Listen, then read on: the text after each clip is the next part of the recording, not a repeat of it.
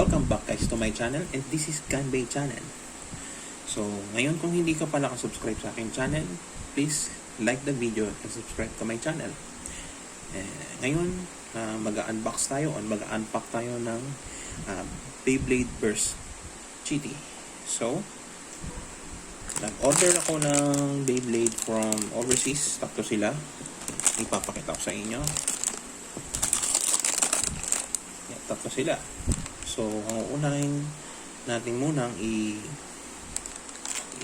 o i-unpack is the Naked Spriggan. So, yung dalawang yun, abangan nyo yung susunod kong video, ipapakita ko na sa inyo. So, in order ko lang is Beyblade lang talaga. So, wala siyang box kasi pag may box, automatic may kasamang launcher. So, natatambak kasi yung mga launcher, masyadong marami. So, marami naman ako launcher dito. So, hindi ko kailangan nun. So, Beyblade lang kailangan natin. So, all we need is only the Beyblade. Okay? So, this is the Naked Spriggan from Flame brand. So, let's open it. By the way, it comes with a sticker. But I don't want to use it. Okay? Open it. Let's see if we got the correct combo.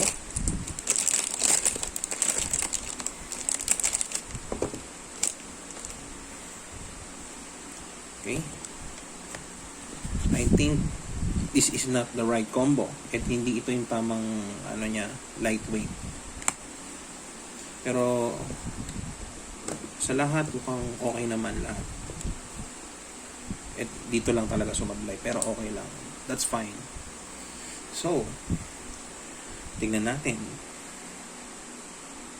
So, dagating ko chip is the Spriggan. So, ang kulay niya is blue, color blue. The chip is color blue. The tip at the back. Next is the layer weight. Dapat ito is 10, pero tingin ko hindi ito yung 10. Thumbs down tayo dito. Minus points. Sunod is the layer base. This is naked. So, kung may takara kayong Naked Spriggan, pwede nyo i-compare to. So, ayan, makapal siya.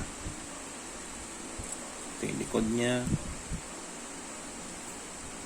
So, the next is the forged disc is the Paradox. Itong nasa paligid ito, hindi siya painted. It's made from metal also. Okay? Ito yung kakabit dito sa gitna. So, yan. Performance tip is the orbital metal.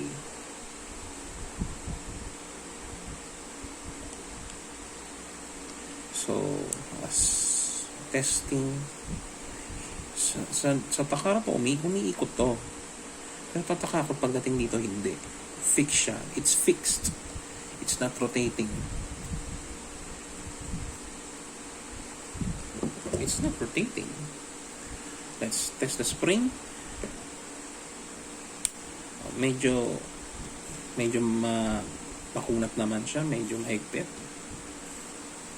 So, yun. If you have Takara Tomy, kung meron kayong Takara Tomy version, ingatan nyo to because it worn out pagdating ng pagtumagal. Pag dumumi siya, mahirap, hindi siya iikot ng maayos. So yun. So yun. Let's build it. Pataw lang sa inyo guys. So kasya naman siya.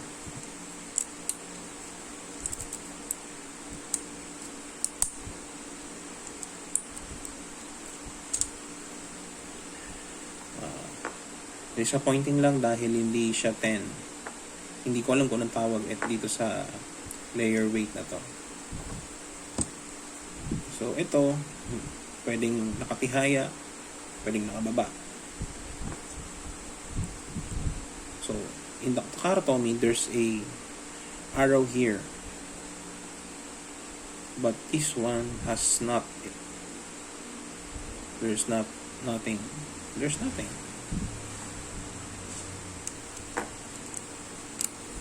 So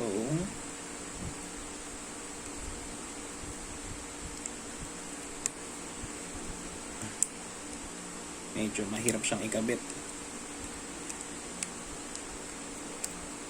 It's super tight.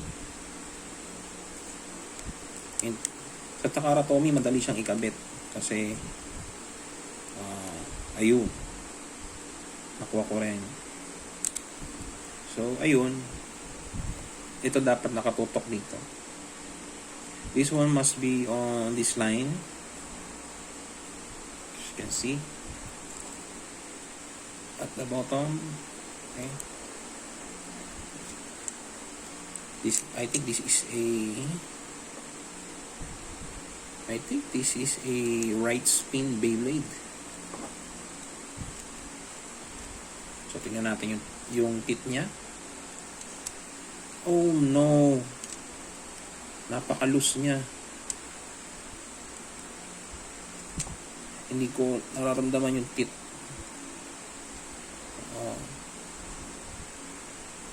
Tingin ko this is left spin. Napaka-loose niya, mga kaibigan.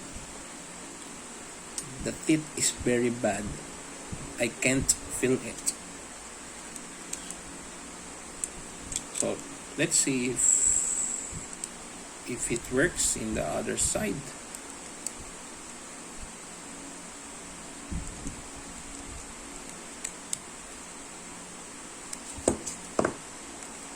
So loose. That's disappointing. What do you expect? This is a fake Beyblade. So that's the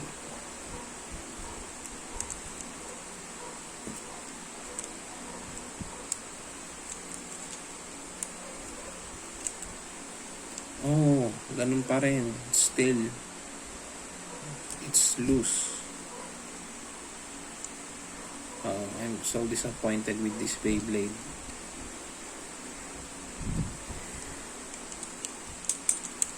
It's too loose, man. I cannot enjoy this because it's very loose, you know. But at least I have this type of brand, this flame brand version. Okay, let's compare on the other Beyblade. This is my Brave Valkyrie from Flame also.